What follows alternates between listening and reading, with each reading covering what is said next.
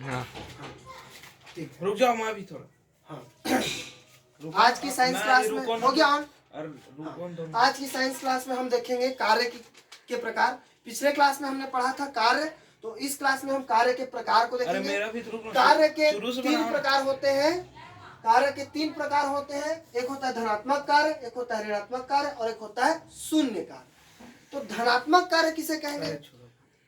जब किसी वस्तु पर हम बल लगाएं और विस्थापन उसी दिशा में हो तो वो कार्य क्या कहलाएगा? धनात्मक कार्य। ठीक है।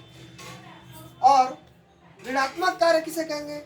जब किसी वस्तु पर बल लगाएं और वस्तु का विस्थापन विपरीत दिशा में तो उसे हम ऋणात्मक कार्य कहेंगे। और एक होता है शून्य कार्य। जब किसी वस्तु पर बल लगाएंगे और उस पर कोई विस्थापन ना हो तो उसे हम शून्य कार्य कहते हैं। आप समझ, आई होप आप सब समझ गए होंगे। इसको मैं एक एग्जांपल से आप सभी को समझाता हूं, देखिएगा। जैसे धनात्मक कार्य। धनात्मक कार्य मतलब देखिए, आप में इसमें ये हाथ पे जो मार्कर रखा है उसको देखिए। मैं जैसे इस पर बल लगाया तो बल लगा रहा हूँ, देखो ये आगे की तरफ जा रहा है, तो मैं जिस ओर बल लगा रहा हूँ उसी ओर ये जा रहा है।